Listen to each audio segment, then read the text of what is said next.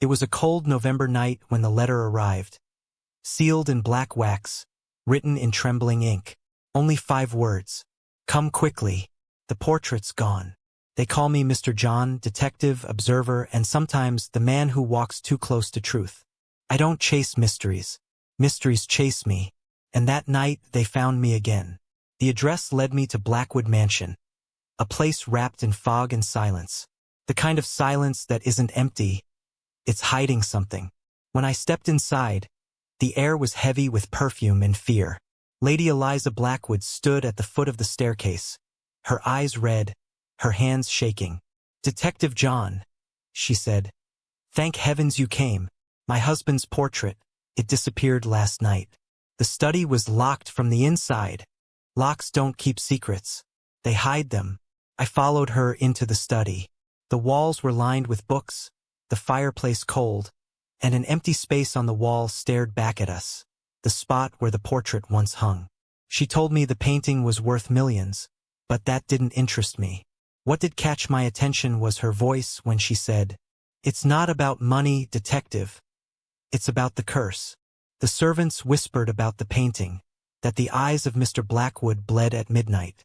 I don't believe in curses, but I've learned one thing. Guilt bleeds longer than blood. I decided to stay the night. The mansion came alive after dark. The wind moaned through the corridors, the chandeliers swayed without reason, and the grandfather clock ticked like a heartbeat that didn't want to stop. I spoke to the staff. The butler, loyal, silent, but hiding something.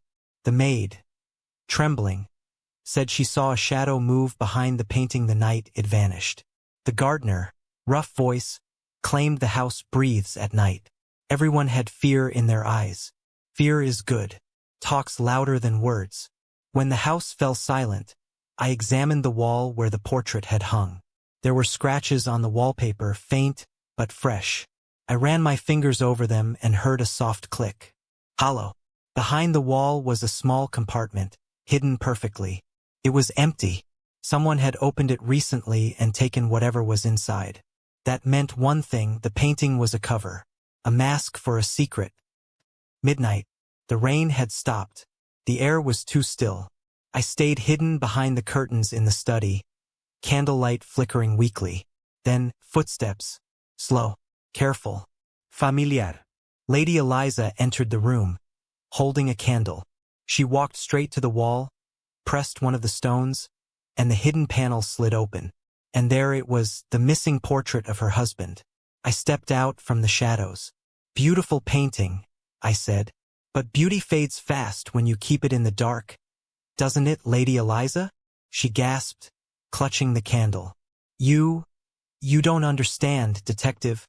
The portrait hides a letter, my husband's confession. He was the guilty one, not me." Her voice cracked, but her eyes didn't.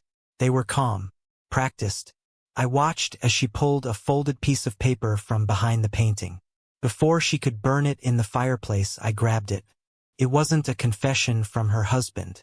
It was his final letter, written before he died, confessing nothing, except that he knew she was poisoning him.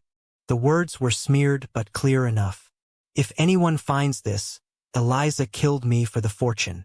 She froze. Then her voice turned cold. "He was weak," she whispered. "He didn't deserve this house. I did." The butler appeared in the doorway. "It's over, madam," he said quietly. "I called the detective myself." Thunder crashed as she sank to her knees. Her candle fell and rolled across the floor, the flame dying beside her shadow. When morning came, the mansion looked peaceful again, as if nothing had happened. But the truth never stays buried. I handed the letter to the police and watched the carriage take Lady Eliza away. The butler thanked me quietly, eyes full of sorrow, not relief. As I stepped out into the mist, the first rays of sunlight cut through the fog. The portrait was recovered, but truth was the real masterpiece. Every secret bleeds eventually. You just have to know where to look. Man Detective: The Disappearing Portrait, a Mr. John Mystery. Written and narrated by Mr. John.